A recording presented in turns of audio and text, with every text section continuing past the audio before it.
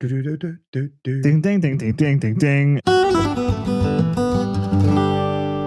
You're listening to Two Beers Until Phronesis, a philosophy podcast for students, graduates, and anyone else interested in ideas.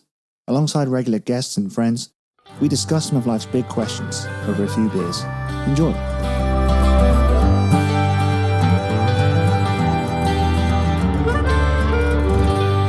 Okay, this is another coronavirus podcast over Discord.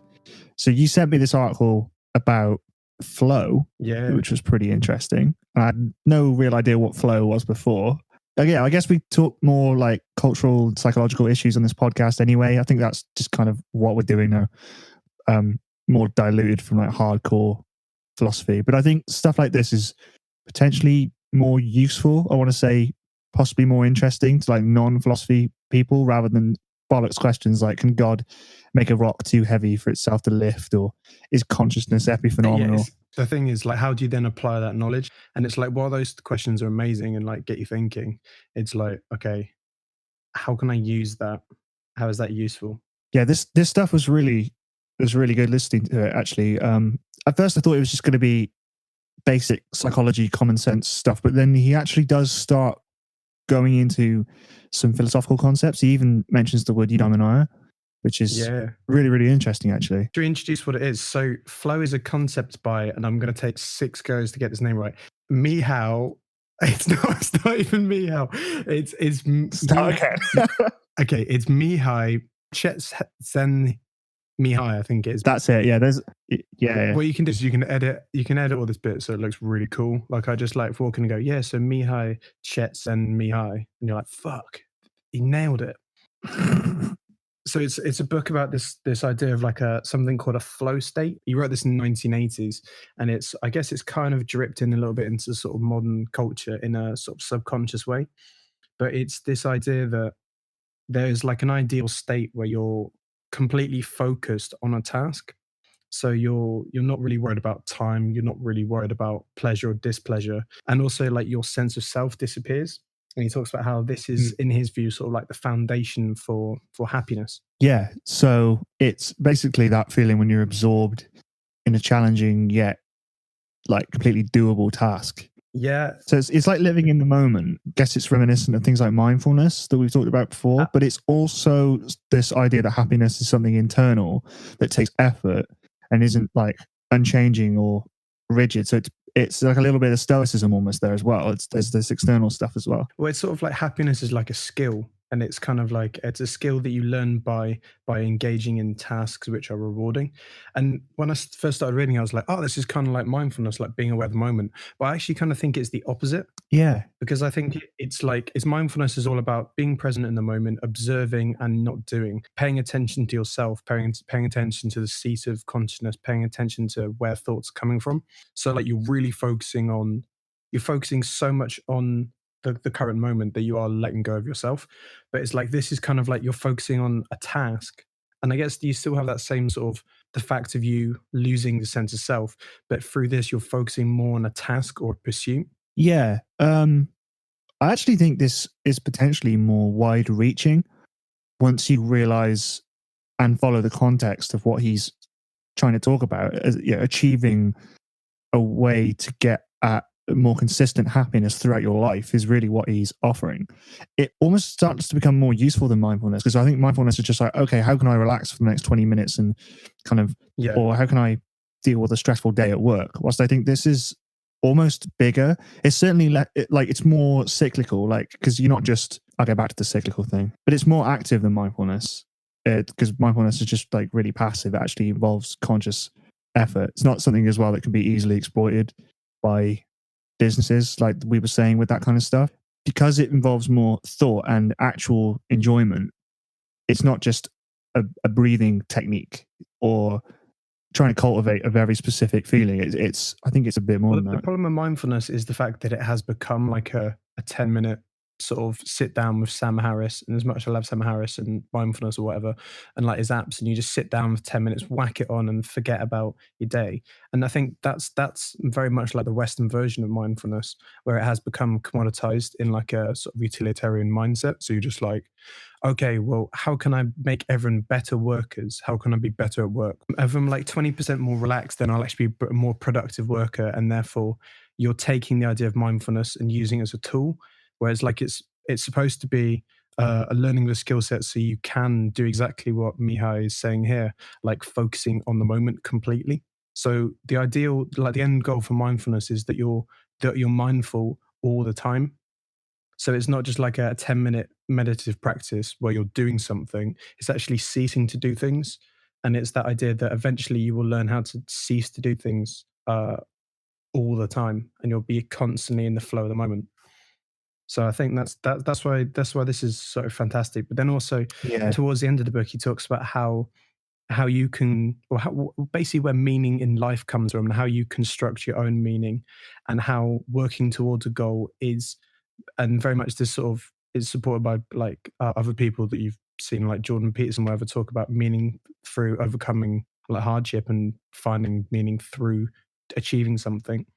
He talks about that and how you build up your own meaning through the things you choose to do, which is pretty cool. Yeah, that's very, very Nietzschean. Yeah, it's kind of, isn't it? It's like, and also just like, it seems to be a recurring theme, because it's like the Jews running away from Egypt, going through hardship, overcoming very crap times in order to find the sort of the balance and the happiness, isn't it? A sense of history that's never left them. Yeah. Yeah, it's a recurring theme. So you just find it all over the place, which probably means that it's like biological rather than just something that is a good story. Yeah, I think this is giving names to the universal. This is a classic case of that. Yeah. After all, it's common sense in a way. It's like people have been in the flow for thousands of years. This way of talking about the flow state, I think, is quite old, isn't it? It's like goes back to, I think the book that we're focusing on is the 90s, and then what is it, the 70s, 75 or something like that? He came up with it. Yeah, so he's and this is one of these great books where you read it and it's like he's almost saying nothing new. And it's like why I love reading like this book is because it'd just be basically going like Chinese philosophy already came up with this and they called it like you. It's just pointing to the fact that this thing has already been thought of. Yeah, he's just signposting and condensing. Yes, it's why I find it really interesting. So it covers such like the book's a fantastic read. I literally sat down with it and did it in an entire day, just because I was just completely into it. I was literally in the flow of reading the book. So it's like he's obviously like or the guy who translated it from Hungarian is obviously like a really good sort of like translator, and his writing styles was awesome. Yeah, Mihai actually, I think he would have known that it was like a really universal thing as well, obviously, because he studied under Carl Jung. And I actually was reading, he read a load of actual conventional philosophy before that. And he's sort of of a school of psychology, which has sort of been deemed or been given the nickname of like positive psychology. This idea of sort of like Freudian psychology, and like some like the sort of the traditional view of psychology is like you go to a dark room and you talk about horrible things that happened in your childhood in order to get over some past trauma. Whereas this is about like improving yourself, even if you are sort of in a good state, rather than like treating an illness. You're just trying to improve like your mental balance and like your sort of oneness with moments. Well, yeah, what I thought was actually really interesting is the fact that he was a prisoner in World War II. Yeah, as same as Viktor Frankl, who's another guy who this work reminds me quite a bit of, and Alexander Solzhenitsyn as well. Yeah, well, there's loads of guys. It strikes me as like a reactive attempt to, like you're saying, like informed by suffering, but in a way that's not dissimilar to, I guess in the past we talked about continental philosophers and people like Levinas, these people that were trying to explore happiness and meaning in direct response to world wars and the Holocaust and things, find like systemic ways, personal ways as well, to reduce suffering and respond to conflict in a way that addresses key problems in the world. Levinas was a Jewish survivor of a concentration camp. We were talking about him like a few podcasts ago. Tolkien fucking wrote the Silmarillion in the trenches, didn't he? It's like this just seems like a lot of work on happiness and stuff and meaning comes out of like very bad strife. Well, yeah, it's like Viktor Frankl wrote Man's Search for Meaning, which I think is probably one of my favorite books, and I think a book that everyone should just fucking read. Like, it should literally be state ordered. You have to read this book. So he was in, I can't remember if it was Auschwitz, but he was in a concentration camp. He was just like in the most horrible situations possible, and he was talking about situations where people were like laughing and like there was one famous quote where he talks about how like there was a fork in the road for the train, and the train was either going to go left to Auschwitz or right to Bergen-Belsen. Mm. And it went right, so it went to the concentration camp that they weren't just going to gas them and burn them on site. And he talks about how people were like cheering and dancing and singing. He also goes on to talk about sort of how every single person in that camp was forced to become a philosopher in order to survive. But it's just he was the only one who was a sort of psychologist before, so he could sort of put it down in the right terms afterwards. It's that classic idea of like suffering and hardships sort of creating or unlocking, showing this idea of how you can create some happiness and meaning out of that. I think it's because your life is interrupted, a little bit like with this coronavirus, but not Yeah, to that extent. definitely. That's exactly what I've been thinking. Oh, this is just like the Holocaust. But that's in fact No, that's what I said to my dad. I literally said, like, he goes like, "How are you doing?" I was like, "Well, here's my, like, this is my benchmark for a bad thing." So it was Viktor Frankl in the middle of a German winter who was forced, having not eaten 2 days, he was forced out into the German woods with no shoes, no shirt, in order to work in frozen ground for 12 hours to go home to lie in like lice-filled beds. So you're like, wow, that's kind of crap. So if you use that as like a perspective, you use that as a benchmark, it's like everything else is just fucking absolutely nothing. Yeah, sure, but I think you're allowed to complain before you get to that point. I disagree. No, I totally agree. Obviously, I said in the last podcast about the wartime parallels and how kind of offensive they are to real acute forms of suffering. Yeah, legit. But yeah, at the same time, I think any form of strife, the more acute, the more effect it has, interrupts your life to the point where you're forced to reevaluate and address your entire way of thinking. You know, when you're seeing horrific things, you have to think in new and novel ways to explain it, and then after you survive it, think about how that's going to affect the way you live forward and whether you try and do anything to stop that from happening again. So I think that's what happens. Yeah, you have to know the darkness to be able to appreciate the light, don't you? So that's like the classic sort of saying. But is that a real saying, or did you see that in a fortune cookie? No, but it's I can't remember where it's from. It is just like it's like the darker your darks, the lighter your lights. It's like a painting thing as well. It's just all about contrast. Yeah. But I did type in www.wokequotes to put on my Twitter, and then like that was a woke quote number 3. livelaughLove.org. Live, laugh, love, legit.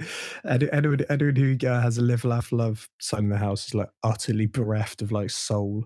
Do you know what I mean? It's like literally that's the fine that you at that point you're a fucking philosophical zombie.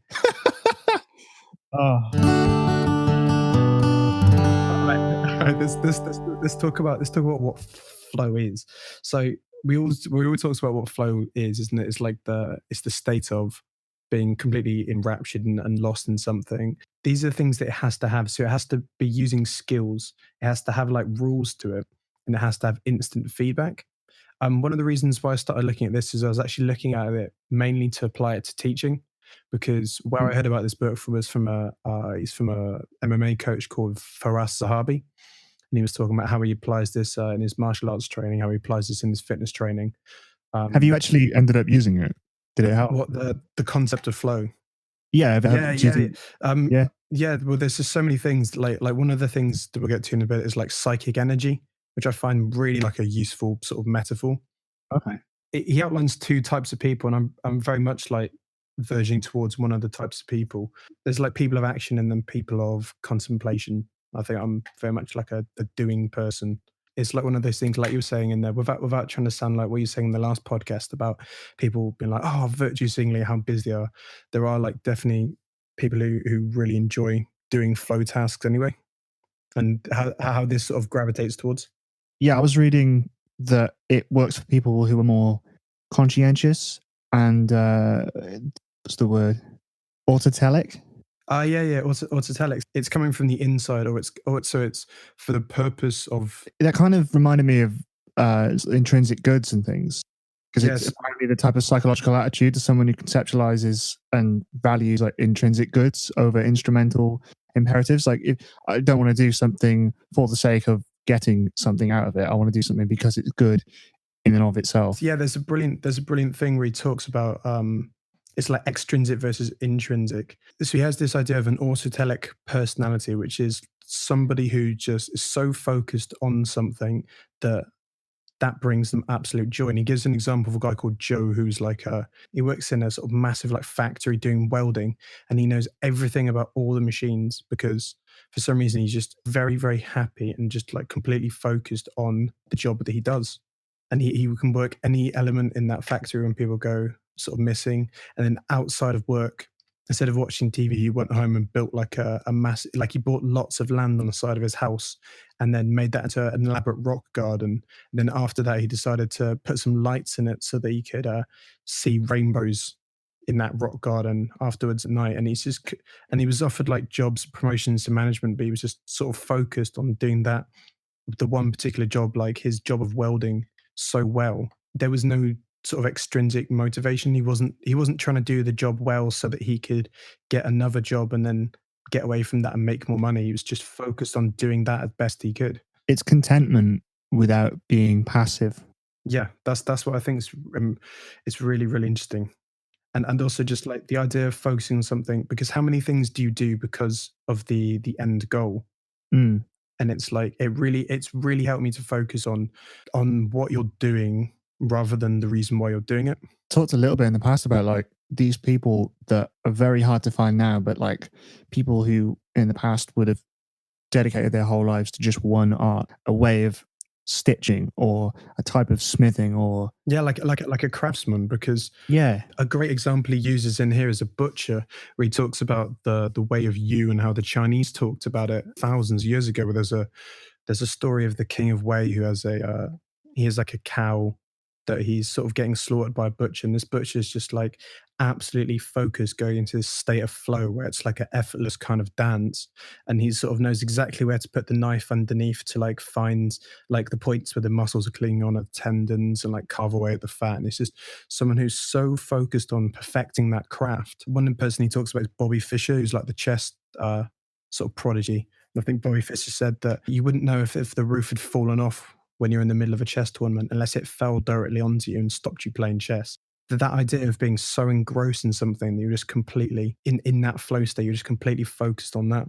Yeah, I mean, footballers do it when they say they're in the zone. Yeah, and that's the thing. There's loads of different words for it, isn't it? It's like the moment, the flow, the zone. So he talks about how you can get it with like a musician when they're performing, you're just completely focused on perfectly playing the violin or something. It's not effortless. You're not like completely mindless. You're not just breathing like mindfulness. You're actually making like thousands of little tiny adjustments at the same time, but you're just completely focused on that so that nothing else sort of matters. I think one of the things that separates it from stuff like breathing techniques or yoga is that this is where it does branch into philosophy, because I was kind of thinking, oh, well, he's just really describing a process. He's not really being prescriptive. He's not really saying you should do this, you should do that. It's not really a philosophy in that sense, or a sense of self-orientation. He's just talking about, the brain kind of does this at it's optimized at a certain point, and just describing that process. But yeah, when you start reading into it, there's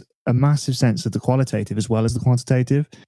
Especially when he talks about eudaimonia, because I was like, oh shit, this almost sounds like eudaimonia. And then the fucking word pops up. I'm like, oh shit, yeah. Because the hows and the whys are synonymous. They feed into each other.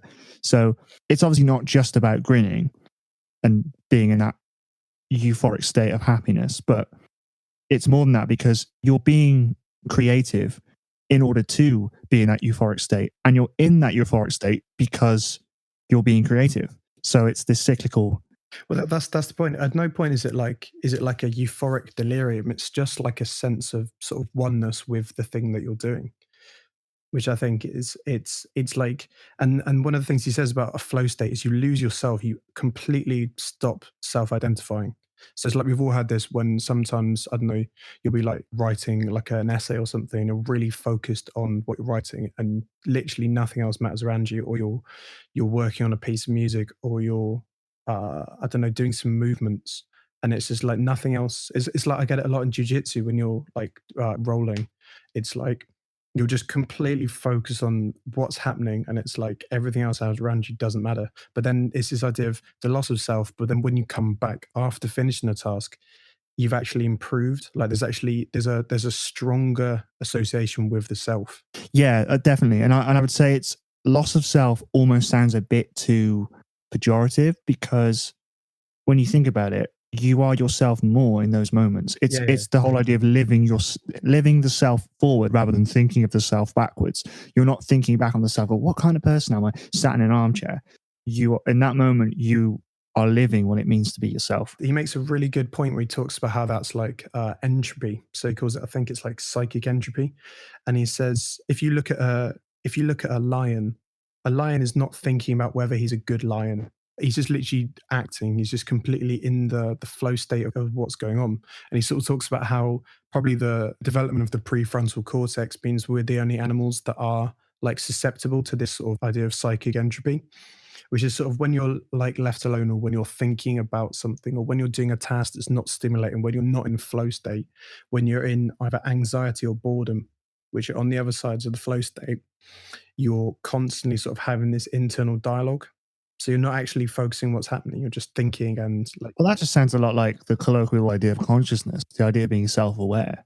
it kind of is, isn't it? Yeah, I don't really fancy the idea of being a lion, to be honest. I'd rather have my wits. Like, that's the thing. It's the idea where it's useful, but it's also like, it's like the Thomas Nagel thing, isn't it? What's it like to be a bat? It's like you have absolutely no idea of how you could function without a consciousness. Mm. What's the difference between consciousness and thinking like a human, if that makes sense? And like higher function thinking They're skills. different things. In our minds, they're synonymous, but they are different. Yeah, well, that's why I said the colloquial idea of consciousness is just that being aware of being aware of being aware, and so on, endlessly. Yeah. So that's what rabbits aren't walking around doing that because they would behave very differently if they were. Yeah, but then rabbits aren't also thinking, "Oh, I'm a bad rabbit. Maybe all the other rabbits hate me." Do you know what I mean? Like all these things, all the negative aspects, which is what he's talking about with psychic entropy. Yes, to overcome the negative. They're much more common than like positive aspects. The idea is if you engage in activities that are like flow-based activities, you do get more of the positive sort of things coming back in, like more of the positive. What's the word I'm looking for? It's not like reassurance. It's fuck. Come on, brain. I can't help you. This is like what it's like to be Sam. Yeah. I'm like, both of us have fucking sonic abilities. That's the same thing. Yeah, I remember him saying that people who do suffer from anxiety and all those kind of neurotic behaviors and dispositions, worry, fear, anxiety, frustration, envy, it kind of breaks that sense of flow. But it can also be a good way, I think, to get over those. We had to recapture it, isn't it? And part of the problem is like a part that he talks about, and he talks about this because it's in the 80s. He talks about things like TV and how people spend loads of time on TV, even though that doesn't induce a flow state and it's not like rewarding, but they use it a lot of the times to sort of drown out this background of like psychic entropy, like these negative thoughts. So it means you're actually spending like the biggest amount of your time relaxing, doing something which is not contributing anything other than just sort of drowning out the negativity that's coming in. Yeah, well, I think it's the same reason why people throw themselves into work to avoid depression. It doesn't exactly deal with the root cause, but I think it can overcome a lot of the manifestations of that thing with the symptoms. So what is the difference then between? Would you say that you could do it playing a video game? Yeah, and 100%, because it has a clear set of rules. It has a clear set of rules. It has skill. It has like instant feedback, right? And this is one of these things where that is a game, and games are literally designed to give us a flow state, like sports. Like there's no other reason to play a game than to create a flow state. Mm. And this is why one of these things is kind of a little bit dangerous because flow is not like a unanimously good thing. Yeah, I remember he said some criticisms. Well, yeah, my favorite one. He talks about Adolf Eichmann. He goes like Adolf Eichmann, the Nazi who calmly shipped off 10,000s to the gas chamber, was probably a man for whom bureaucracy was absolutely sacred, was probably in a state of flow when he shuffled off the intricate train schedules, making certain that the scarce rolling stock was available where it was needed and that the bodies were transported at the least expense. So he's not saying that like flow is like good, because you can end up in flow as long as there are rules and as long as there is skill and as long as there is like instant feedback. I think that's why he sort of tries to stick a few oughts in it as well as talk about eudaimonia and evoke these more ethical, wholesome concepts. Because on its own, it's just describing a state, isn't it?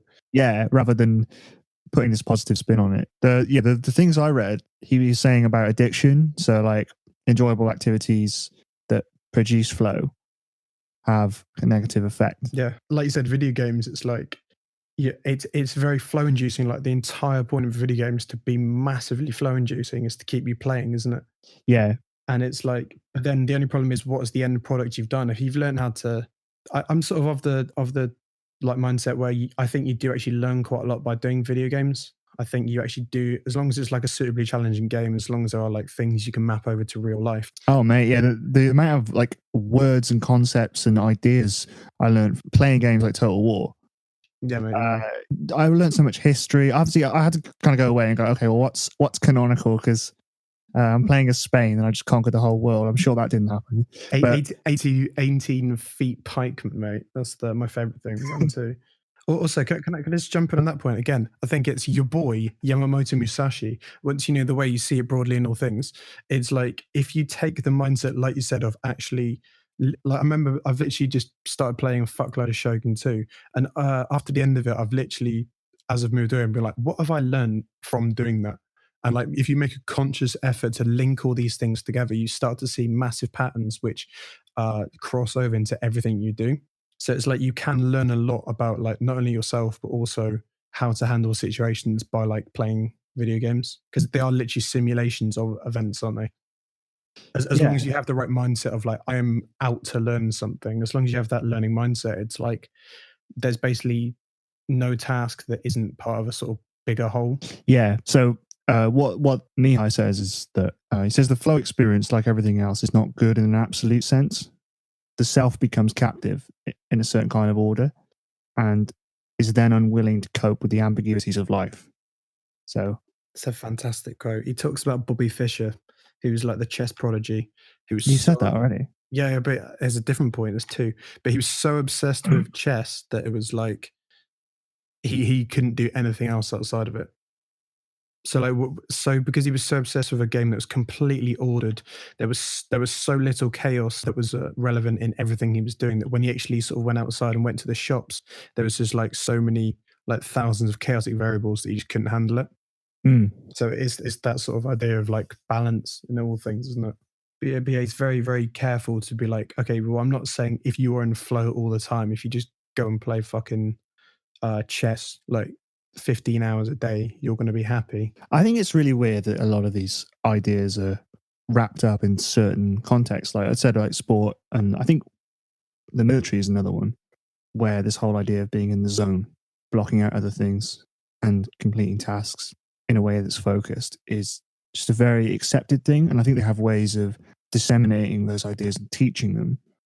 And I just think in general life, people haven't really clocked on, oh yeah, these people like the monks that float and shit, or they're in the zone, and footballers, they can concentrate. On musicians, they do all these like great solos. They must be really focused, and then they struggle at loads of things. Normal people, ordinary people that don't exist in these really niche spaces, fuckers like us included, where we're just there like, oh shit, all these people in all these like very specific jobs, they can just concentrate. I can't concentrate, and they don't realize that these things are widely accessible anyway. Yeah, or the fact that concentration is a skill. And there was actually one thing that I've come away from this, like just had a complete fucking 180 and was not expecting it. Rote learning. So just learning facts, just learning things, learning to recite poetry, and like learning stories, learning to remember things. Because it's like rote learning is literally like the fucking antichrist in teaching. It's like that's the worst thing ever. Then he talks about how fantastic it is for building up character.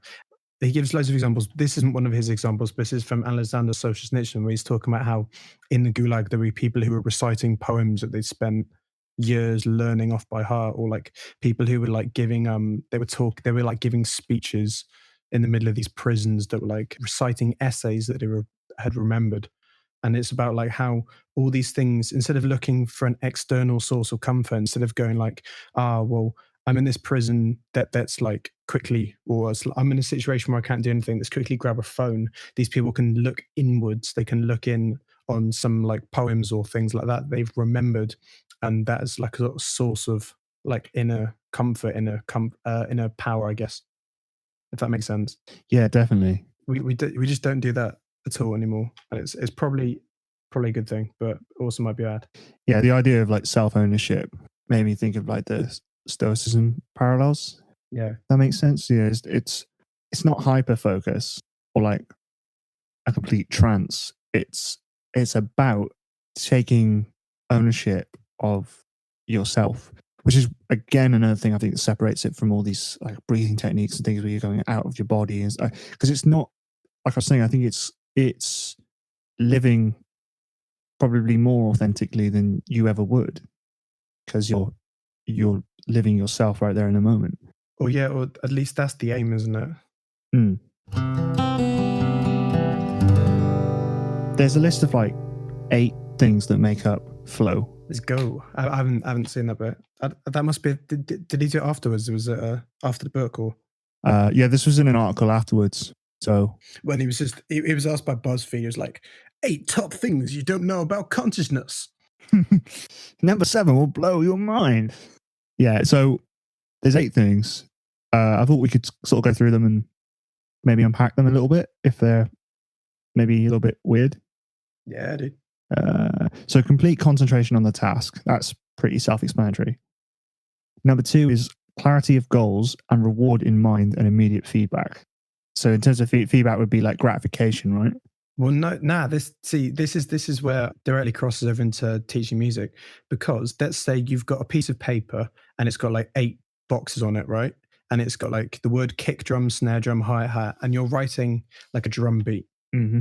So you've got 2 different systems set up. One of them is like an electronic tablet where these boxes, when you press them, so it's like a sort of grid, like left to right. It will be the beats in a bar, then also the different instrumental sounds. So you've got one which would be like a piece of paper that you cross off, and then you think, oh, maybe that makes a drum beat. And then you've got another one when you press the boxes and press play, it will play through that full drum beat like a drum machine. So one of them's got instant feedback. So you can put in some random ticks and crosses in the boxes and then listen back to it and go, oh, that sounds crap. I'm going to make a change. I'm going to make a change to that. I'm going to make a change to that. Yeah, so a more direct relationship with the thing you're doing. Yeah, so it's like playing guitar. When you pluck a note, you get instant feedback in the form of the like sound that comes out. Mm. You have to have that feedback. I'm trying to think of an example. Music's really good for it because it's like you do get that feedback. It's like maths. You only get the feedback when you have done the question, right? And then you check to see if the answer's right. If there's a way of like maths feedbacking and then saying like halfway through, oh no, you made that wrong, it's like you could probably be in a bit more of a flow state. So I mean, I've done music and stuff, but I was trying to think of a context that's kind of unique to me that you probably wouldn't share. I was thinking of probably bar work is the only time where I can honestly say I've experienced flow on a regular basis. That's the thing. Like he talks about it and says like we experience flow. I think it's 75% more than in work than we do in leisure. Yeah, because like a lot of our leisure activities are just like fucking staring at a screen or something, just like input of information to drown out the chaotic bad thoughts.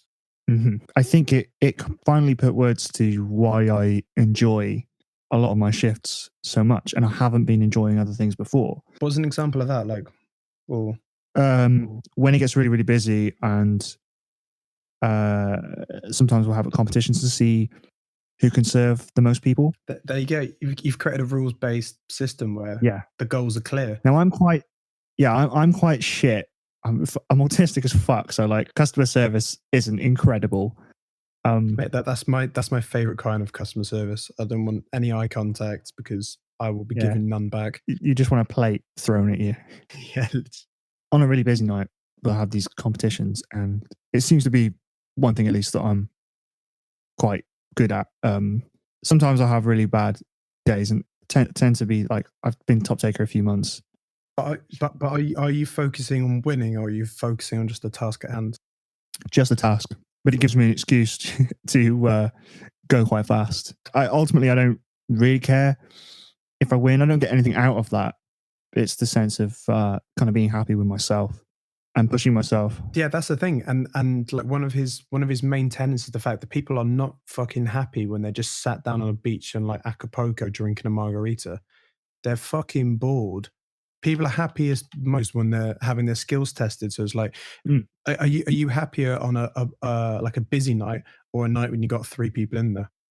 If it becomes too busy, and I think this actually feeds into a lot of the other points, balance between challenge and skill and effortlessness and ease.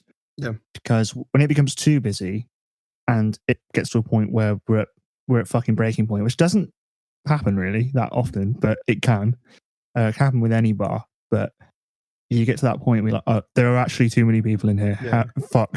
Oh fuck. You get to that point, you're working flat out. Like, no, the queue will move. The queue will, we'll just keep working. Fucking put a sweat on, get to it, and then it doesn't mean, oh, actually we're fucked here. We're getting shagged. Well, again, your boy Masashi, seeing fucking things, right? Have you seen the graph where it's literally just like flow, anxiety, and boredom? Yeah, I'm gonna link that in the show notes because that helped me conceptualize what this was the week I've been reading about it. That's literally what you're saying there. So when there's 2 little people, you've got like a corridor of flow where everything's perfect. You've got just enough of people that you're stretched and your skills being tested, but you're not like completely overcome. Then at the top you've got anxiety. Then you got like boredom at the bottom. And it's like you want to be hitting that flow channel at all times because otherwise you're just doing fucking damage to your brain. Yeah, and I guess that links into number 8 as well, which was there's a feeling of control over the task. Yeah. Which is massively important to that whole thing as well, what I'm experiencing. Someone else on fucking D-Day, it's like that chances are they're pretty focused, right? They're pretty focused on a task at hand, but they don't have a sense of control. So chances are they're not particularly in flow because the level of anxiety is way above the level of skill required is way above the skill level that they have. It's like if I roll with a black belt now, like I've been doing jiu-jitsu for like a year and a bit. If I go and roll a black belt who's like fucking top of his game, being in there for 20 years, I'm getting nothing out of that. He's getting nothing out of that. I'm well above my skill threshold. I'm getting anxiety and my fucking neck broken. When I used to play drums, there are just certain songs where you'd be able to get into that groove. Because I think that's commonly a flow state, and people are calling it getting into the groove. Yeah, that's another term for it, isn't it? Yeah, and I think it's actually the same thing. But again, it's codified in the language of musicians. So a lot of people will be like, "Oh, I can't get in the groove," and I have no sense of rhythm or time. It's not really about that. It's about loving what you're doing so much and becoming competent enough at it that you hit this sweet spot. It's nothing to do with, oh, I've got 2 left feet. Oh, I can't. I honestly think it's time and effort and unlocking that understanding of it. But yes, I mean, some songs would be totally out of my depth. I'd be like going too fast or going too slow. But then we'd have like a jam or whatever, and it would suddenly just click. And especially because I think this guy talks about like group flow as well. Like most things in psychology, it's better to do it in a group. And when you get that group flow, when you get a jam going, I think that's why it's so difficult to experience. Why I like playing music so much, because of that feeling when you've got like 8 guys all jamming away and you're all in the groove. It's like completely transformative and euphoric. Like there's nothing else like it. Well, yeah, because you're experiencing it's almost like a religious experience, isn't it? That's the reason why why singing such a massive part of like religious ceremonies as well, because you do you know, I didn't want to say that as I said that because I said that once before and I got like bollocked by a humanities lecturer he was like, "It's not the same thing. You can't say that." And I just had that in my mind. I was like, I'm not going to say that again. Is accessing a flow state. Yeah. Once you realize that, and it's like he talks about culture being like, it's like again, your boy Jordan Peterson, devouring the planet. It's like he talks about how culture is like just a series of barriers against chaos, and a lot of the ways that they. Can you not do the voice? No, mate, I'm not even gonna fucking try. I'd literally sound like a retard. But it's like all these things that are like barriers against chaos. A lot of them enact flow states. So it's like one example we gave was singing in like Latin mass, because that was like a traditional thing, or like group dancing in like Western African tribes. That's like another sense of flow state. Yeah, do you want to just expand on that point about chaos? Because you checked me this in the notes like an hour before. Chaos is a fucking real thing, man. It's this idea that like it's that thing in Warhammer, isn't it? Yeah, mate. Well, yeah, literally, it's fucking everywhere. It's like it's like it's the opposite of order. So there's like order and then there's chaos. Every single culture's had like words for it. You've got like yin yang, you've got Polonian versus Dionysian, you've got fucking Space Marines versus whatever. Well, yeah, no, seriously, I do think they leak into those antipodes in fictional narratives. Well, yeah, they are, because literally you've got, even in that, you've literally got things that are like dark versions of like Marvel characters. You got like Chaos in fucking 40K. You've got like Sauron, who's like pure evil in Lord of the Rings. It's like you just have some sort of representation of chaos, and it's like it's been put in so many like fucking almost every single mythology. But it's like there's this idea that and the more you start to sort of think about it, and this sort of came from Alan Watts, where like he talks about how chaos is like a real thing. And it's like, so chaos is that stack of books that you've got like on your desk, or like those paperworks that you haven't like sorted through, or like, chaos is like that. I'm looking at, there's a bag for life that's got a coat hanger in it next to my bin at the moment. And it's been there for like the entirety of this morning. And that's just a little bit of chaos creeping in. Or like chaos is like some washing up that you haven't done. Chaos isn't a literal thing. It's like freedom, right? No, mate, it's actually a real thing. Yeah, but surely it's an idea. No, but it's actually a real thing, though. Like, well, it's not a metaphysical thing. Well, it is. That washing up's a fucking real thing. That's a real. Yeah, but only because you're projecting. Yeah, I'm projecting the idea onto it. But you can start to see things as manifestations of chaos and order. Yes. So you can say that like the fact that I've got some washing up to do is like a manifestation of chaos, and I will bring order to that by doing the washing up. The confrontation of chaos is the premise of all religion. Yeah, basically. I kind of go with the idea more that, like Alan Watts said, like you want to dance with it. If you think of it as a fight, you end up like John Paul Sartre's Nausea, where he goes to like an old abandoned city and he sees like all these weeds coming back up and just like covering over the town. I think I've probably talked about this before, but it's this idea of, I don't think you have. It's this idea of he goes and he starts to see like horrible visions of nature reclaiming. And it's like when you look at like Chernobyl power stations, you see nature taking over these ordered structures, and it's just this idea of like left unchecked, chaos will take over. So it's this idea that's like as old as time.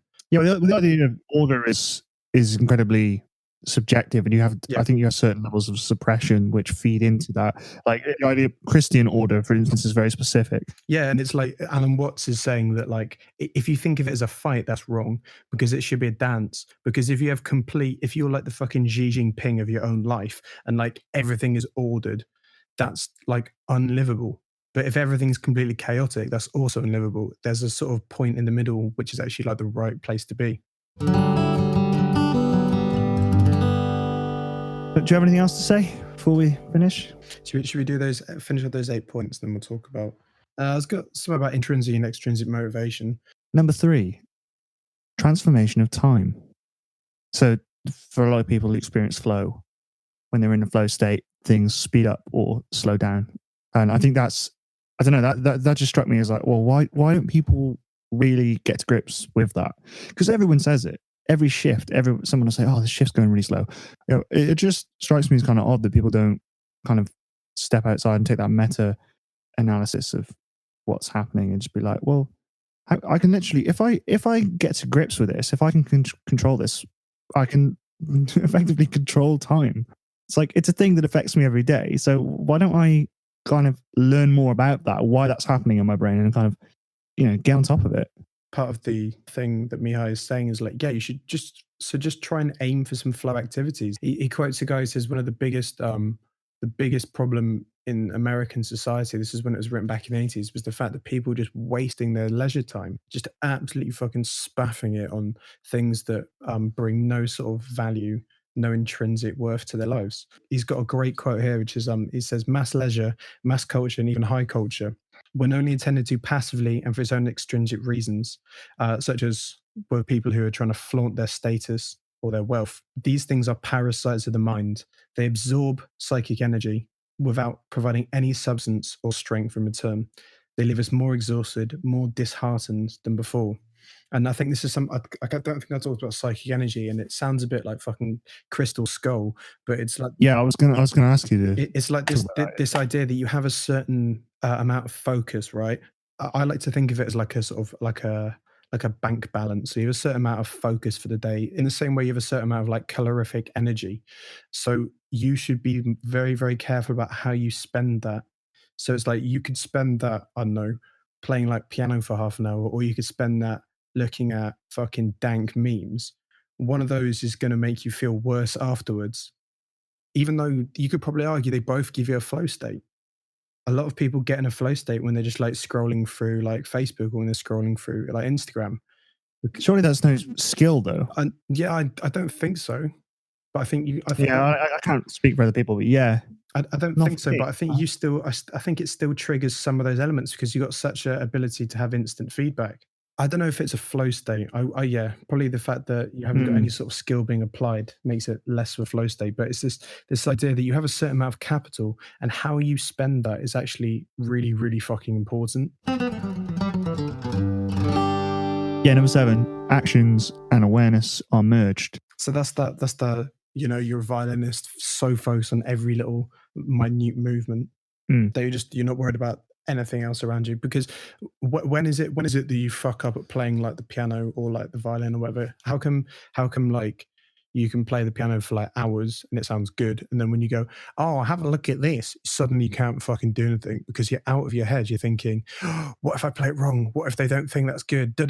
All this crap just like goes into your head, and then suddenly you're just out of the flow state and you can't fucking do anything. Yeah, generally the times I fail at those power hours at work, when I'm trying to kind of serve as many people as possible and, get into the flow of like literally unbroken work. Generally the times I'll fail is if something happens outside of the context that I'm expecting. Maybe something completely extraordinary happens. Somebody will drop something or whatever. Or a good example he says is when there's things outside of work. He uses an example of a guy who works on an assembly line, and one day he's just suddenly shit at everything, and that's because he's got a flat tire. He hasn't got enough money to pay for it, and he has to keep going to and back at work, pumping up each time. That shit just means you've got things rattling around in your head, and it means you can't access flow because you're thinking about like a very real problem outside of it. Yeah, despite the fact that you're absorbed in the task, it's also a sense of being hyper aware, because I do often feel that if I'm in a sense of unbroken flow, if something does happen outside of the context, I'm more equipped to deal with it. It will break the flow and kind of knock me off balance, but I'll have kind of more of my wits around me to deal with that. But that's probably because I've got attention deficit disorder anyway. So, but also just that idea that you're out of your head, you're not thinking, you're not ruminating, you don't have all these ideas bouncing around your head. You're actually just doing something. You're living like in that flow state. So when you break out, you can just go, oh, well, okay, well, I haven't also, although I'm broken out of the flow state, I also haven't just spent an hour thinking about negative shit whilst I was doing this job. So I'm actually I'm now at 0 rather than minus. Absolutely, yeah. If that makes sense. Yeah, 100%. Because you're getting all that concentration together and focusing it on it's not a loss of concentration, it's a redirection of it. You've got so much sort of like psychic, I hate using the word psychic energy, it sounds really fucking weird. But it's like you can actually get some energy back. And when people are doing things they don't want to do, they have to burn through that psychic energy so much more. Because let's say you're working at a job that you don't like, and you're like, I have to work this because I'm making the money. Do you know what I mean? That's your entire reason for being there. It's like you're doing something you don't want to do because the money. And it's like, completely extrinsic, rather than focusing on the task, which means you'd actually enter the flow state, probably enjoy it more, and you'd be doing the same job at the same time anyway. You're actually exhausting your like psychic energy because you're forcing yourself through that. You're actually just like using so much more effort than it is if you were just like focus on the task that you were doing. So you end up being knackered when you get home, basically. It's why when people who are at work are just like, fucking hell, I hate it, oh, I hate doing this. That's why people like that are usually just fucking so grumpy all the time. And then when they go home, they'll do nothing because they've actually used quite a lot of psychic energy to do the thing they didn't want to do, if that makes sense. Yeah, no, I used to get that when I worked in a warehouse. Yeah, well, it's just like compare your shift at warehouse where you don't like what you're doing to compare when you're doing bar work where you're doing the power hour and you're actually focused on what you're doing. It's like you're like, whoa, I could do another 2 hours. Yeah, it's incomparable. You actually get energy back from it. My brain's gone now, so yeah, no worries, mate. That's why I like doing these podcasts as well, though, because like you do get to a point where this is sort of like a heightened conversation, isn't it? But you are actually using you're actually using like thinking skills, planning out like some ideas of what you're doing. Hopefully this is like a sort of skill-based thing with a rule. The rule is like you have to talk about flow and then like come up with some fucking woke shit about Adolf Eichmann, and then it's also there's like a clear goal, like so you do get into a zone of conversation where it's a little bit more hyper real than when you're just saying to your neighbor like, oh, it's nice weather today. Yeah, absolutely. Yeah, you're forced to actually think about interactions. Because when you're doing your what was it you called it the other day? I listened to the other podcast and you said it was like banal platitudes of like working one-upmanship or some shit where you're like, well, I've been doing this, I've been doing that. Oh, something about moralistic statements. Yeah, that was it. You said that. I was just like, fucking hell, that's nailed it. And it's like it's one of those things. It's like Tom Cruise's middle tooth. When you notice that, you can't fucking unsee it. It's everywhere. It's literally just like hitting you in the face. But it's like that's not testing your conversation skills at all. I'm gonna finish on a quote from Mihaly. Your boy Mihaly. Could we do his second name, please? Go on, mate. I had to go. You do it. Mihaly Csikszentmihalyi. Fuck you. That was pretty good. Damn it. Okay. I've had about fucking 3 Perrys as well. Your boy. The best moments in our lives are not the passive, receptive, relaxing times. The best moments usually occur if a person's body or mind is stretched to its limits in a voluntary effort to accomplish something difficult and worthwhile. Mic drop. The universe explodes. Literally. It's why people like look back on people used to look back on the Blitz like, oh, I missed the Blitz. And you're like, what the like people generally would like, I missed the Blitz. And I guarantee, I was talking to someone about this, about coronavirus, like, I guarantee people will be like, oh, I missed the coronavirus because there's this shared sense of you're going through hardship together. Some people, yeah, sure. Yeah, there is a better quote, which I found. I think you sent me this actually. Drop the bomb over.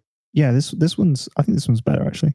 More than anything else, men and women seek happiness. While happiness itself is sought for its own sake, every other goal, health, beauty, money, or power, is valued only because we expect that it will make us happy. Yeah, boy, Aristotle. I was gonna start with that, but I forgot about it completely. Yeah, it's how he starts the book, and it's just like fucking what a way to start. Yeah, because it gets everything in a nutshell. It's true. Yeah, absolutely nails it. Don't you hate it when some Greek geezer from like fucking 26,000 years ago just is fucking way more woke than you could ever be? Yes. I mean, isn't that literally psychology? Just people trying to outdo Plato.